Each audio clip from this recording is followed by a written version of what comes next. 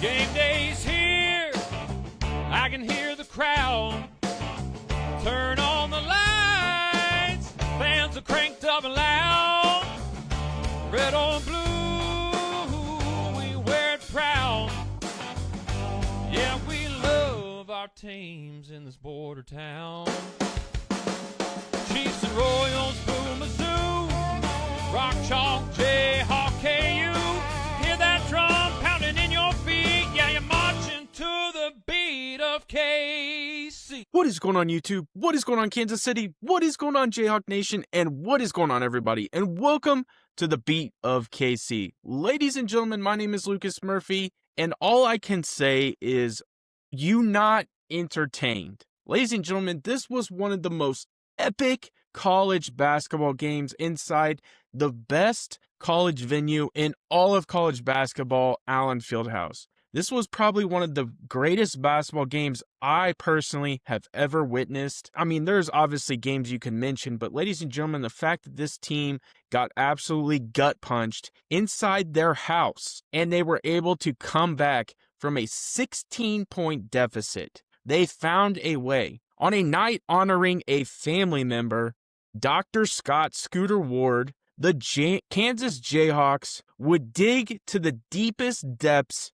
to find heart, to find hustle, and that wrote the script for the number 22 ranked team in the country, the Kansas Jayhawks, who pulled off one of the wildest finishes you will ever see at Allen Fieldhouse. Rallying from down 9 points, ladies and gentlemen, with a minute 14 left, to absolutely stun the TCU Horned Frogs, 104-100. This, again, I want to highlight how of an insane basketball game this was. Morale as the fan base, you could sense the morale inside Allen Fieldhouse. It was deflated. But this team found a way to, again, dig to the depths that they needed to in order to win this basketball game.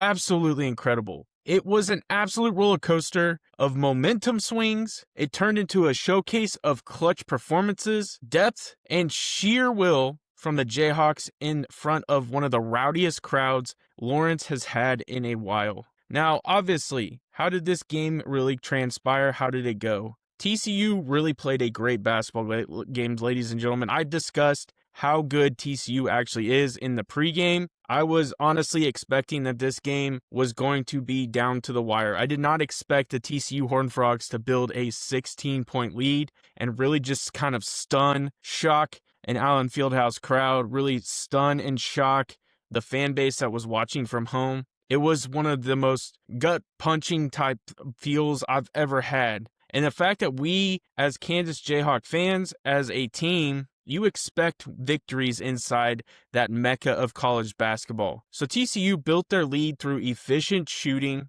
and confident execution. Ladies and gentlemen, if you go and look at the box score, this was a bout.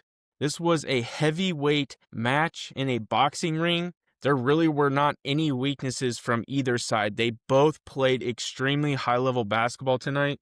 And that just shows you, too, to the level that TCU was playing, to the fact that there really were not a ton of blemishes from either.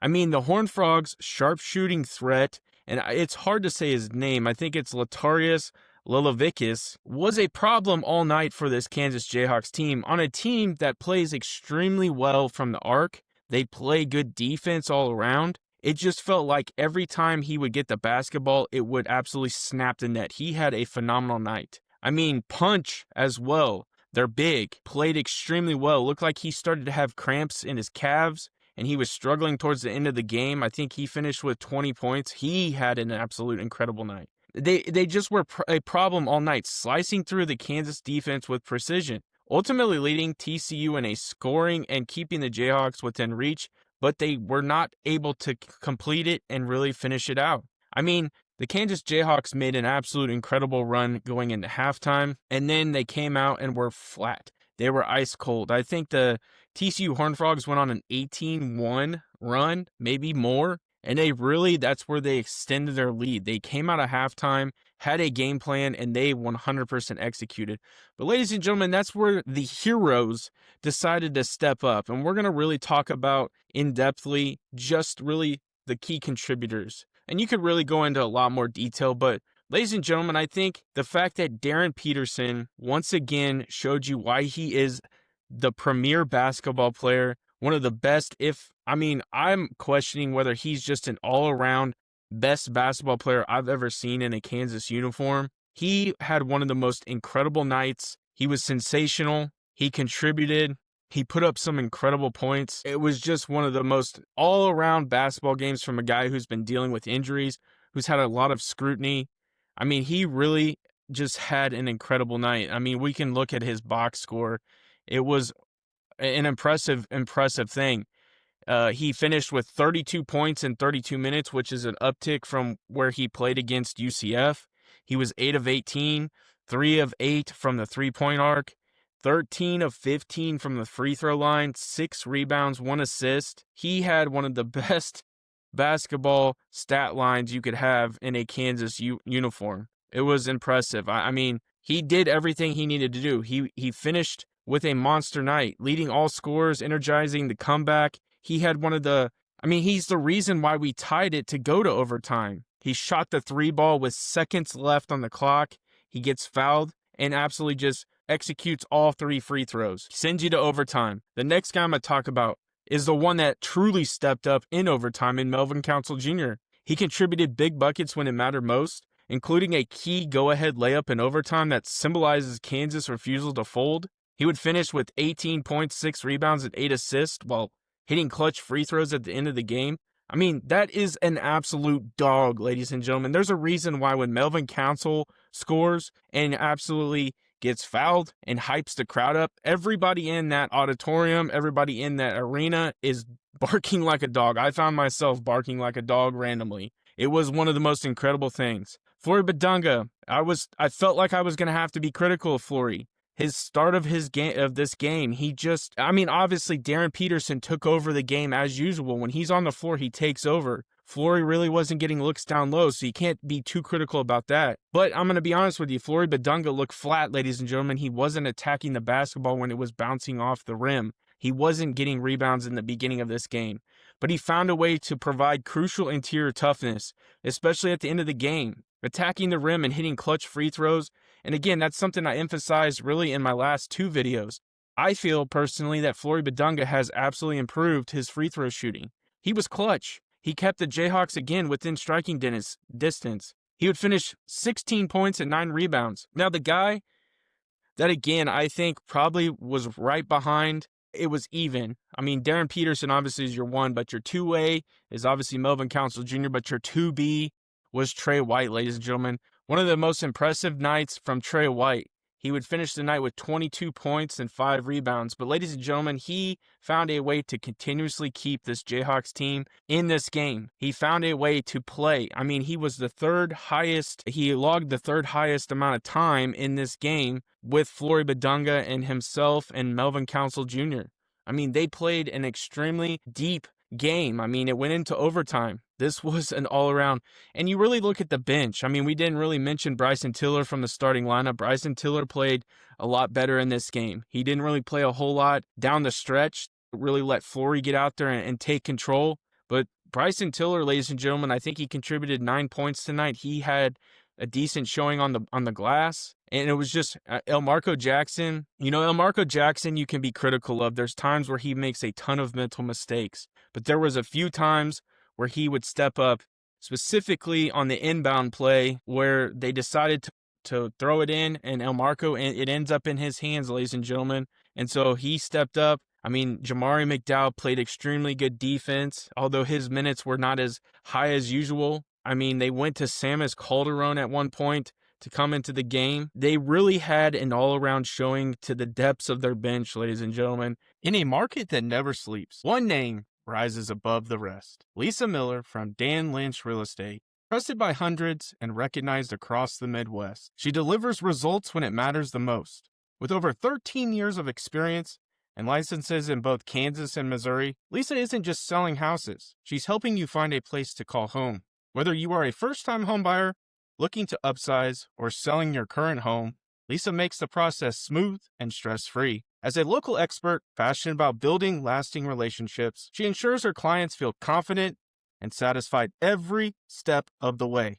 Don't wait, your perfect home is just a call away. Contact Lisa today at 913-579-3246 or 913-369-3000 or visit lisamillersaleskc.com.